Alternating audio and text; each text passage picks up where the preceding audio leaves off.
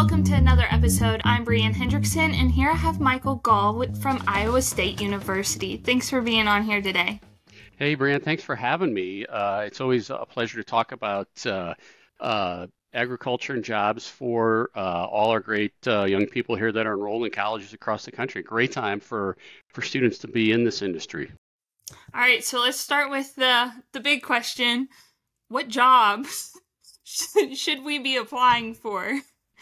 Well, so right now, I'll back up just a little bit, but so I'm in the Career Service Office at Iowa State University, and I'm in the College of Ag and Life Sciences Career Service Office. And so one of the nice things about Iowa State, like a lot of schools across the country, is that we have these decentralized career service systems, meaning the College of Ag has their own, business has their own, engineering has their own, and that works out really, really well for all the students that are in our college, as well as the employers that are coming here to recruit talent from the respective institutions. So that's how we're kind of modeled here at Iowa State. I've been lucky. I've been in the job for 25 years and have seen a little bit of everything. But as I mentioned at the beginning, this is really one of the most unique labor markets that I've seen in my 25 years here. And I know we probably have a lot of producers listening and industry people listening, and right away I will tell you this is my condolences to this group because finding talent these days is certainly not an easy chore. And on the flip side, kudos to our students because hopefully they realize, boy, they are in the driver's seat here. This is a classic case of maybe the inmates controlling the prison, even though they don't know that, but just wonderful opportunities out there, okay?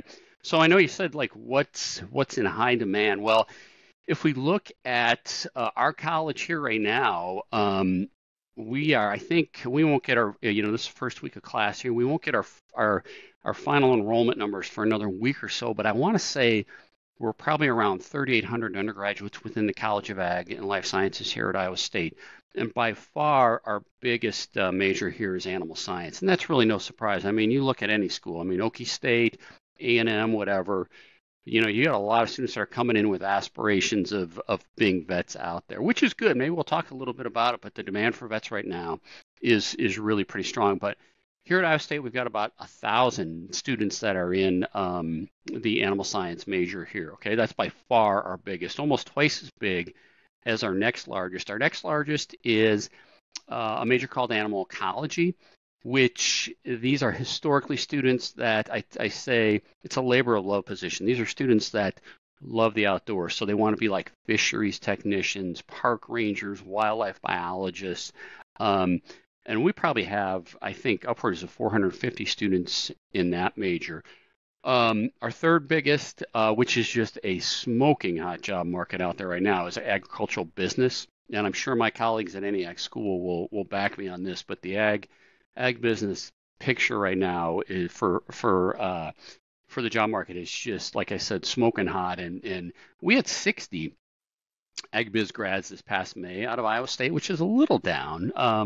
But out of those 60 kids, 54 of those kids walked across the stage in May with a job in hand, which is unbelievable to have that kind of placement rate at graduation. So that tells you a lot about that major from that standpoint. And then some of our other large majors would be like ag studies, which is kind of a very flexible, broad-based ag degree that typically maybe a lot of students that go back to the family farm will enroll in.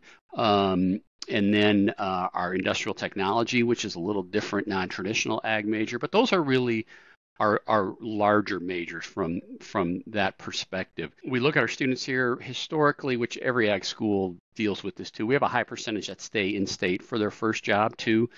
I think this past year was 63%, which at Iowa State's about the only one above 50%. University-wide was maybe 45%. But every ag school out there always struggles with, and I get it, the kids that grew up on a farm, they want to be close to family. It's the ties that are associated with agriculture, and they want to stay close. So I'm sure all the ag schools have similar numbers to that there. One encouraging statistic, though, is that 57%, get this, 57% of our undergraduates right now in ag, they're women.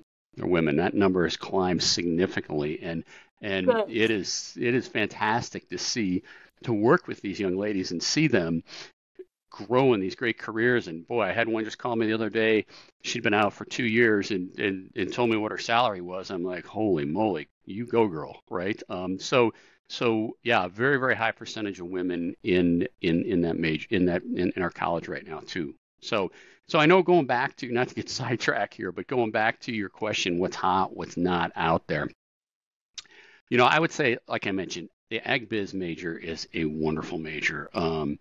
And the beauty of agricultural business is that you can take it so many different ways. So as I look at a lot of our graduates here at Iowa State coming out in ag business, the bulk are usually going into three categories, and one of those would be ag sales, and that can be anything from from inputs to seed to food products to equipment to technologies, but a high percentage go into sales. Another high percentage go into the commodity merchandising, commodity trading, and boy, you look at any career fair on an ag campus these days, it's amazing how many of those large grain type companies are there looking for talent in either the merchandise or even the operation of those elevators too. And a third area in ag biz that's really taken off, that's just screaming for talent, and mainly because I've got a bunch of old people like me here that are getting up there in age, would be ag lending and ag finance. And it's so top heavy in baby boomers that it's these people retiring, and it's a vacuum pulling young talent in there. And so I get a lot of job postings through here for ag lenders, for ag financing at community level banks, small mom and pop, banks, to the larger farm credits, the Rabos, the co-banks of the world there. So ag lending is incredibly strong too right now. So those are probably three of the bigger drawing cards in ag business, but we also have students that will go into marketing. We'll have students that will go into insurance. They'll go into farm management. They'll go into production management.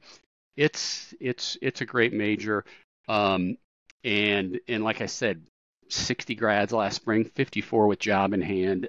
You're going to be hard pressed to find another major on any campus. I don't care if it's ag or not, that has that high a percentage of graduates with job in hand at graduation. So that speaks volumes for the state of the industry from that standpoint. So ag business is really pretty strong right now. Okay.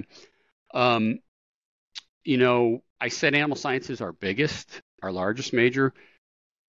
And again, that's a high percentage want to go into vet school, right? Until the first, all did at some point. Exactly. Until I joke, until that first report card comes out in December, and then you're kicking over to Plan B, right? But vet school, it's competitive. Not to get sidetracked, but vet school is incredibly competitive. I talked to my counterpart in vet college this year, and I said, I'm just curious, how many applicants did you get for vet school this past year? She said this is for 136 spots, keep in mind, okay, for this fall. 136 spots. They had 2,150 applicants for vet school, which is just absolutely crazy. But on the flip side, the demand for vets right now is really strong. And I think, some of that I tell people is maybe attributed a little bit to what we saw in the pandemic on the companion animal side, right? Because everybody and their mother were adopting pets in the pandemic. And what was it, like the stat I read, almost like 11 million new pets or households brought in pets during the pandemic. So the demand for vets, both large animal and small animal, is incredibly high. My counterpart was also telling me that the salaries have been fantastic. I think she said, looking at last year's class, they went out, the range was like 84 to 145,000 for vets coming out, with a lot of pretty lucrative signing bonuses, as well as loan forgiveness for vets out in rural areas too. So it's a tough road, no doubt about it. You got 8 years of schooling, right? Undergrad and vet school, and then you're looking at a pile of debt coming out. It's not an easy road to hoe, but if you can do it, boy, the demand is really good. So let's shift back a little bit. Maybe vet school's not your route. Where are students going? Well, that's the beauty of animal science. They're going everywhere with that major, And so you look at live animal production from, here in the Midwest to from like swine to cattle to poultry. Poultry's hot right now, especially further south, in Georgia and places like that. We don't have a huge poultry presence here at Iowa State. I think they're trying to build it, but live animal production and all aspects of live animal production, whether that's animal health, whether that's nutrition, whether that's the genetics that go with it, whether it's research. There's so many ancillary industries that tie into to live animal production that it's a good area to be going into. And on the same notes would be the food industry with animal science, mainly the meat industry. Okay, maybe not the most glamorous for some people, the stereotypes of working, you know what I'm talking about, in these things. But boy, there's some wonderful jobs in whether it's, the production end of things, whether it's in quality, whether it's in R&D, whether it's in procurement. A lot of those companies, obviously, they're screaming for talent and they're paying. And we can talk about pay a little later on, or salaries too, but salaries in those areas are really, really strong right now from that standpoint. And then you almost take it to the other end of things where you got a lot of students that will go into maybe they don't get into vet school, but they're pursuing their passion. So let's go get a vet tech degree, right? And they'll go into vet tech positions, or they'll go to companion animal opportunities, rehab areas. And I kind of keep those last. Money's not everything, but you look at a wide range of jobs in animal science and a wide range of salaries that you're going to see associated with all these different jobs out there. And unfortunately, the vet techs and the companion animals and stuff like that tend to be a little lower on the salary scale there from that standpoint. But it's a great major, and you can just take that career so many different ways depending on your interest with it. Probably the one that it just frustrates me, and I trust it's better at other schools out there, but that always baffles me is food science, right? Food science, wonderful major. And I think I was looking at our stats recently. I think we graduated like 10 students in food science last year. Food science is smoking hot. If I had a parent come in here right now, sit down with their kid and say, hey, Junior is passionate about the sciences, they're kind of creative type person, what would you look at? I would walk them right across the street to our food science building and say, you need to look at this major here because ultimately we all have to eat, and you look at maybe some of the pandemic implications on food and the crazy lifestyles we live in terms of convenience for food. Food products are changing and the nutritional emphasis on it. There's so many jobs out there in food science right now, and those are really, really good paying jobs. I mean, I was looking at a lot of jobs that our kids were in here, our grads were in, that were in the 60 to 70 range coming out. It was really encouraging. So food science is really, really strong. Horticulture is another area that has seen a little resurgence since the pandemic. We really need more students in the hort field, and I kind of early on here at Iowa State, I cut my teeth in hort and was an advisor there for quite a while and enjoyed the job. But and part of that's kind of fueled by the pandemic too, because you stop to think about it. You go back a few years when people are locked in the pandemic, they had money, but you couldn't go out and spend it, right? And so what was going on? There's a lot of home improvement projects going on. I mean, Home Depot, I think in 2020 was like the third best performing stock in the Dow. And so people are doing a lot of home improvement, and a lot of it was outdoors, right? And so the demand for people in like landscape design, landscape installation, landscape maintenance, nursery production, greenhouse production, those areas are they were just screaming for talent out there. And so, and we saw we do an annual salary every year with about 15 to 20 other ag schools across the country. A&M participates. They do a great job of contributing. And last year we saw a really nice increase in overall hort salaries from that standpoint. And along the lines of hort, sometimes in agronomy departments, depending on where you go, the game of golf over the pandemic has been a great rejuvenation for that sport. I know during the pandemic and since, rounds of golf have been up, and so we need more students in the golf course maintenance side of things there. When I was in hort here back in the 90s, when I left in 98 to come into career services, we had 100 and We had 160 turf majors in that program. 160. And now there's maybe like 30, and half of those are in sports turf, like athletic field management versus golf course management. So there's been a little lull in terms of students going into the golf course side of things. And as I look at our former graduates and people out there in the industry, it's kind of like ag lending. They're getting up there in age, right? And so these people are going to retire, and we just need a steady stream of new talent in there, because there's and I know you probably don't play golf. I'm an avid golfer, but I'm shocked at the email listserv that I'm on, where we see these jobs coming through from great golf courses in this country, like Pinehurst and Augusta and stuff like that, that are just struggling to get interns out there. So that's a pretty high demand area from that standpoint too. So let's say there's a farm kid listening to this podcast and whatnot. You know, mom and dad said, hey, you got to go to college. Yep. Don't really have a degree in mind. You know, they do have the farm background, whether it be crop or animal. What is something that they should, look into? I mean, they don't know what they want, so I'm not going to say, go be a vet, because like you said, that's a lot of schooling. It is, yeah. It's a tough route. It's a tough road to hoe, yeah. What would I tell those? I would say this. One, you're normal, right? Because we all went to college. What do I want to be when I grow up, right? And so that's normal for a student coming in here. But a lot of schools like Iowa State and all the other ag schools, they'll likely have a program. Our major here, which I mentioned earlier, is called Ag Studies, Agricultural Studies. It's a large major, several hundred students in there. A high percentage of those grads go back to the family farm. But here's what's great about it is it's a broad-based, flexible curriculum. So if you were to go into ag biz, Rand, you're going to take econ till you're blue in the face. All right. Now, I don't know about you, but econ was never my favorite class in college either. Okay. But with ag studies, or it might be agronomy. Okay. Great major, high demand in the agronomy area right now for students. But it's very heavily science based. Okay. And chemistry is not everybody's cup of tea. But with our ag studies major, and I'm sure these are other majors, like I said, it's a very flexible curriculum. So you can pick even option areas where you can go in there and say, I want to take animal science courses, or maybe I do want to take some of the business and econ courses, or I want to take agronomy courses.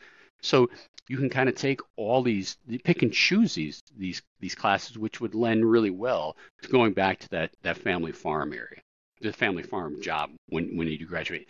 Now I'll back up too. I think in conjunction with that, which is not always possible, but a lot of times it is, these students still want to take internships in the summer. The internships are the most important part of your college. I should say, I'm going to say that because I'm in careers, okay? The internships are incredibly important, okay? And I tell every student that comes in as a freshman, maximize every single summer that you're here. You should have 3 of them when you get out of here, okay?